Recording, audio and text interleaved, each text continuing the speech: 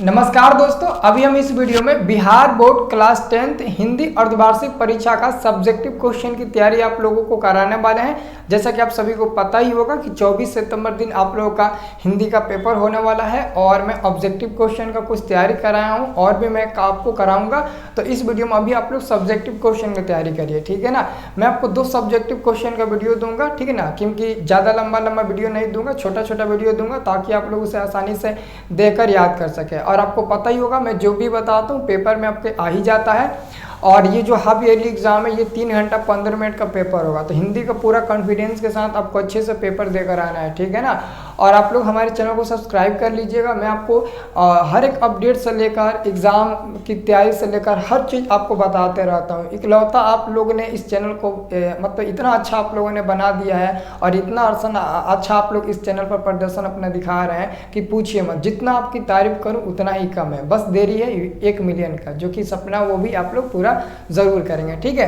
तो दोस्तों आप लोग को पता ही होगा कि ये जो एग्ज़ाम है ना, ये हमारा क्लास 10th का हाफ ईयरली एग्ज़ाम होने वाला है और ये आपका मातृभाषा यानी कि हिंदी है। विषय कोड आपका 101 रहेगा, देख लीजिएगा। सारा चीज़ आपको अच्छे से देकर जो भी OMR शीट या फिर कॉपी मिलेगा उस पर भरना है, ठीक है ना।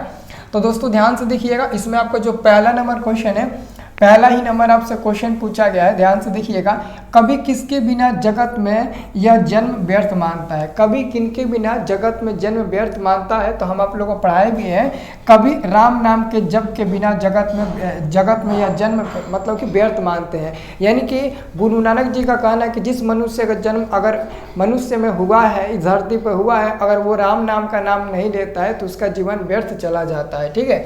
अर्थात मानव शरीर धारण करने पर जो राम नाम का स्मरण अर्थात सच्चे हृदय से जप नहीं करता है तथा संसारिक विषय वासनाओं अर्थात वायुमंडल में फंसा रह जाता है, उसकी मनुष्य योनि में जन्म लेना व्यर्थ साबित होता है, ठीक है। तो ये आप लोग अच्छे तरीके से अपने भाषा में भी आप लोग लिख सकते हो। नॉन हिंदी के लिए वेट करिए, वीडियो अभी मिलने वाला है, ठीक है। दूसरा नंबर आपका प्रश्न है, मगम्मा ने अपने धर्म नहीं छोड़ा कैसे। जो मगम्मा थी वो अपना धर्म क्यों नहीं छोड़ी, कैसे बताइए। तो रंगपा को घास नहीं डालकर मगम्मा ने अपनी धर्म की रक्षा की। रंगपा उसकी इज्जत लूटना चाहता था पर मगम्मा ने उससे दूरी बनाए रखी। मतलब कि रंगपा जो था वो बहुत ही लंपट आदमी था, जुआड़ी किस्म का आदमी था, हमेशा कुएं के पास कभी हाथ पकड़ लेता था मगम्मा का। तो दोस्तों यही सब था, उन्होंने घास नहीं डाला मगम्मा ने, यानी कि समझो कि रंगपा लाख कोशिश किया मगम्मा को इम्प्रेस करने के लिए, पटाने के लिए, लेकिन मगम्मा ने नहीं मानी उसकी बात, उसको इग्नोर किया और अपने धर्म को नहीं छोड़ा, है ना, अपने धर्म को वो बनाए रखे, ठीक है। तो ये आप लोगों को लिखना है, ठीक है। अगला क्वेश्चन आपका है दोस्तों तीसरा नंबर क्वेश्चन है, माँ कहानी के लेखक का क्या नाम है, वे कहाँ के रहने वाले हैं। माँ कहानी के लेखक का नाम है ईश्वर पेटलीकर। ये गुजरात के रहने वाले हैं। बस आपका 2 नंबर हो गया, ये गुजरात के रहने वाले हैं। अगला क्वेश्चन आपका है, ध्यान से देखिएगा। नेक्स्ट क्वेश्चन आपका है 4 नंबर दोस्तों। 4 नंबर क्वेश्चन है, बहादुर के चले जाने पर सबको पछतावा क्यों होता है। बहादुर के चले जाने पर सबको पछतावा क्यों होता है। तो आप सभी को पता ही होगा कि बहादुर घर के सभी कार्य कुशलता पूर्वक करता था। घर के सभी सदस्यों को बहुत ही आराम मिलता था। किसी भी कार्य हेतु हर सदस्य बहादुर को पुकारते थे। वो घर के कार्य से सभी को मुक्त रखता था। साथ रहते सबसे हिल मिल गया था। डांट फटकार के बावजूद काम करते रहता था। यही सब कारणों से उसके चले जाने पर सबको पछतावा हुआ कि काश मैंने उन पर बहादुर पर झूठा आरोप न लगाया होता, काश मैं उसे अच्छे से समझ गया होता तो आज ये दिन ना देखना पड़ता। मेरे को बहुत रोना आ रहा है, ऐसा मतलब कि इस कहानी में है। बहुत ही अच्छा है कहानी, ये पढ़ने में बहुत मज़ा आता है, ठीक है ना। और दोस्तों एक और बात हम आपको बता देना चाहते हैं, जो भी विद्यार्थी 2026 में अभी एग्ज़ाम मैट्रिक देने वाले हैं, आपका 2026 में ना मैट्रिक एग्ज़ाम है, 2026 में अगर आपका मैट्रिक एग्ज़ाम है तो हम आपको बता दें मेरा क्रैश कोर्स जो है वो इसी महीने 22 सितंबर को, यानी कि 22 सितंबर को फर्स्ट नवरात्रि है, शाम 7 बजे मेरा क्रैश कोर्स लॉन्च होने वाला है। तो मैं आपको एक ऑफर देना चाहता हूं कि अगर आप मेरा क्रैश कोर्स में ज्वाइन होना चाहते हैं तो मेरा जो एप्लीकेशन है स्टडी प्लस प्ले स्टोर में है, उसे डाउनलोड करके बैच को ज्वाइन कर लीजिए। मात्र 199 रुपये में आपको पूरा फुल बैच मिल जाएगा। ये पता है मैं क्यों बोल रहा हूँ, अगर आप सितंबर से पहले अगर इस बैच को ज्वाइन कर लेते हैं ना तो आपको क्रैश कोर्स फ्री में उसी में मिल जाएगा। लेकिन अगर 22 तारीख के बाद आप ज्वाइन करते हैं ना तो आपको क्रैश कोर्स के लिए अलग पैसा देना पड़ जाएगा और कोर्स के लिए अलग पैसा देना पड़ जाएगा। तो हमें लगता है कि आपका पूरा छूट ही है। अगर इस कोर्स को खरीद लेते हो 199 रुपये में तो ये पूरा आपको फुल कोर्स मिल जाएगा। पूरा full course, PDF, notes, live class, recorded class, जो भी सीरीज लॉन्च होगा वो मिल जाएगा। और बाकी आपका क्रैश कोर्स जो भी पढ़ाई होगा, जो भी उसका PDF नोट्स होगा वो भी सारा मिल जाएगा, सब चीज़ फ्री मिल जाएगा। तो आप लोग अगर पहले ले लेते हो तो अच्छा ही रहेगा, इसलिए मैंने सोचा कि आप लोग को बता देना जरूरी है। ठीक है, इसलिए मैं आपको बता दिया। ठीक है, अब दोस्तों आप लोग देखिएगा अगला क्वेश्चन। अगला क्वेश्चन हम लोग का है 5वां नंबर। दोस्तों 5वां नंबर क्वेश्चन है कि बिरजू महाराज के गुरु कौन थे, उनका संक्षिप्त परिचय दे। बिरजू महाराज के गुरु उनके बाबूजी थे। वे अच्छे स्वभाव के थे। वे अपने दुख को व्यक्त नहीं करते थे। उन्हें कला से बेहद प्रेम था। जब बिरजू महाराज 9.5 साल के थे तो उसकी समय बाबूजी की मृत्यु हो गई। महाराज को तालीम बाबूजी ने ही दिया था, है ना।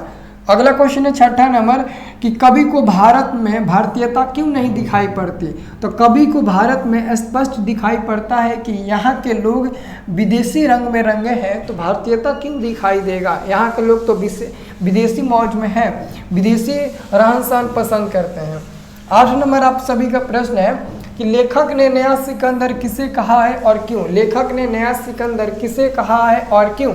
तो उत्तर मिलेगा जो व्यक्ति भारत के साहित्यिक, धार्मिक और सांस्कृतिक, प्राकृतिक एवं राजनीतिक गौरवपूर्ण इतिहास से अनजान है उसे ही नया सिकंदर कहा गया है। नेक्स्ट क्वेश्चन है 9 नंबर, परंपरा का ज्ञान किनके लिए आवश्यक है और क्यों। तो परंपरा का ज्ञान किनके लिए आवश्यक है, तो जो लोग इस युग में परिवर्तन चाहते हैं और रूढ़ियाँ तोड़कर क्रांतिकारी साहित्य की रचना करना चाहते हैं, अक्सर उनके लिए ही परंपरा का ज्ञान आवश्यक होता है। ठीक है, चलिए नेक्स्ट क्वेश्चन हमारे पास आता है दोस्तों 10 नंबर, जातिवाद के पोषक उसके पक्ष में क्या तर्क देते हैं। तो लिखिएगा जातिवाद के पोषकों का कहना है कि धर्म के अनुसार जाति का विभाजन हुआ था, इससे कार्य कुशलता में वृद्धि होती है। आधुनिक सभ्य समाज कार्य कुशलता के लिए श्रम विभाजन को आवश्यक मानती है। तो ये हमारा 2 नंबर वाला प्रश्न हो गया। ठीक है, अब दोस्तों इसमें हम आपको एक आवेदन पत्र बता देते हैं जो कि आपको याद रखना है, ये आपको फाइनल परीक्षा में भी पूछ देता है क्वेश्चन। ठीक है ना, शुल्क माफ करने के लिए विद्यालय के प्राचार्य को आवेदन पत्र लिखे, मतलब कि शुल्क माफ करने के लिए। तो यहाँ पर लिखिएगा श्रीमान प्रधानाध्यापक महोदय, उच्च विद्यालय छपरा बिहार। यहाँ पे लिखिएगा महाशय और यहाँ पे लिख दीजिएगा परीक्षा भवन और डेट आप लोग लिख दीजिएगा, परीक्षा भवन लिख दीजिएगा और डेट लिख दीजिएगा। महाशय के जस्ट नीचे आप लोग कॉमा दीजिएगा, यहाँ पर कॉमा, और उसी के नीचे से आप लोग लिखना शुरू करिएगा। यहाँ पर आप कॉमा दीजिएगा, इसी के नीचे से लिखना शुरू करिएगा। सविनय निवेदन है कि मैं अत्यंत ही गरीब छात्र हूँ, मेरे पिताजी दिहाड़ी मजदूर रहे, इस कारण मैं शुल्क जमा करने में सदा कठिनाई महसूस करता हूँ। अतः श्रीमान से अनुरोध है कि मेरा शुल्क माफ करने का प्रयस भागी बने, यानी कि कृपा करें। ठीक है, उसके बाद से आपको लास्ट में क्या लिख देना है, लास्ट में लिख देता आपका विश्वासी छात्र, आपका विश्वासी छात्र, यहाँ पर छात्र लिख देना, विश्वासी छात्र, आपका विश्वासी छात्र रंजन हो गया और रोल नंबर यहाँ पर आप लोग लिख देना, बस आपका हो जाएगा ये। ठीक है ना, तो बहुत अच्छे तरीके से इसे आप लोग ज़रूर लिख दीजिएगा। ठीक है, अगर कोई भी दिक्कत आती है, देखिए मैं आपको तैयारी करा रहा हूँ। ठीक है ना, मेरे को अनुभव है क्वेश्चन कौन कौन पूछेगा कौन कौन नहीं पूछेगा, तो बहुत अच्छे तरीके से आपको तैयारी करना है। बाकी आगे जो होगा वो हम देखेंगे, वो कहने वाली बात है या नहीं है। ठीक है दोस्तों, ओके।